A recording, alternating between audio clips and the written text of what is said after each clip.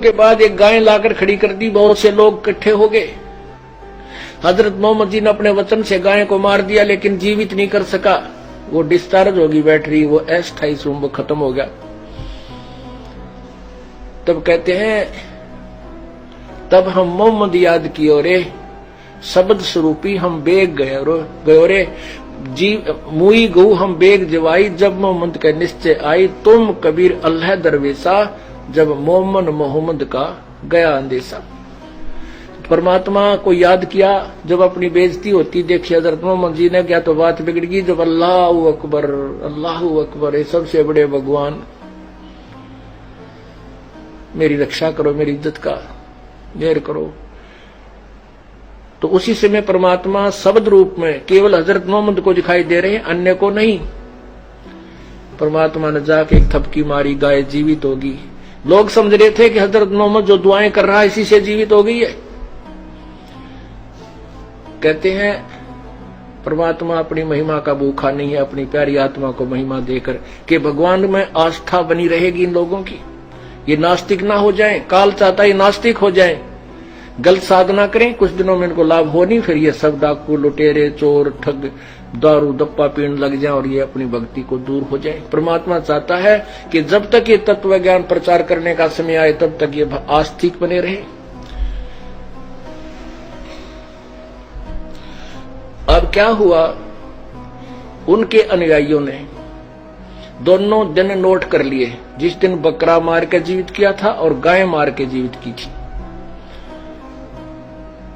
हजरत मोहम्मद जी शरीर छोड़ गए, उसके बाद 1,80,000 भी शायद धीरे धीरे शरीर छोड़ गए। कई वर्षों के बाद, 200-300 वर्षों के बाद उनके मन में के सकीम आई कि वो दिन याद रखने के लिए कि जिस दिन हमारे हजरत मोहम्मद जी ने बकरा मारा था और जीवित किया था, और जिस दिन गाय मारी थी और जीवित की थी, वो दिन मनाने चाहिए ताकि आगे आने वाले बच्चों को याददाश्त बनी रहे।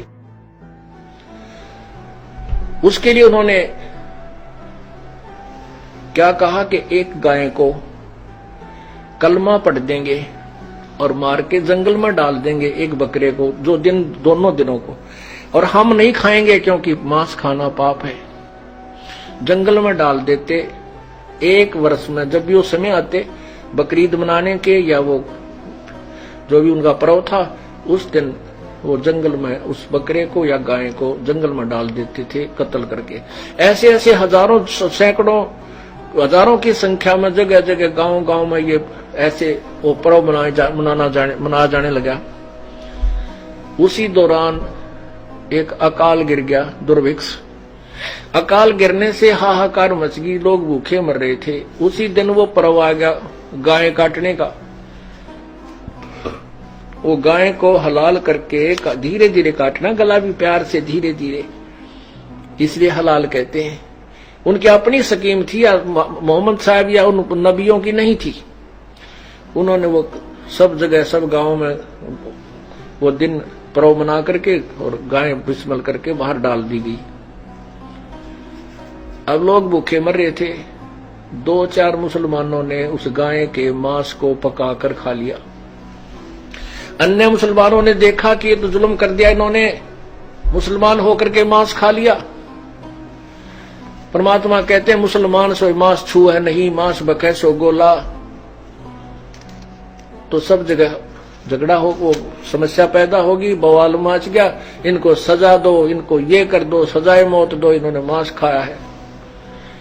अब वो सारे पुजारी जो थे, काजी मुल्ला इकट्ठे हुए, भाई ये तो सब जगह शिकायत आ गई, हजारों संख्या में लोगों ने गड़बड़ कर दी, इनको सजा कैसे दी जा सकती। उन्होंने स्कीम बनाई कि ये फैसला सुना दिया, ये कैद हो कि कलमा पढ़ने से गाय का मांस पवित्र हो गया था, उन्होंने प्रसाद रूप में खाया है, उनको पाप नहीं लगा। अब वो पवित्र प्रसाद बन गया। अब उस दिन गाय को या बकरे को काटकर घर घर प्रसाद बांटा जाता है कि पवित्र हो गया। अब ये बाद में बनाई हुई मजबूरी की स्टेटमेंट थी, ना कि उन महापुरुषों की। नबी मोहम्मद नमस्कार है, राम रसूल कहाया, 1,80,000 को सौगत जिन नहीं कर चलाया। अरस कुर्स पर अला तकत है, खालिक बिन नहीं खाली, वो पैगंबर पाक पुरुष थे साहिब के अब्दाली।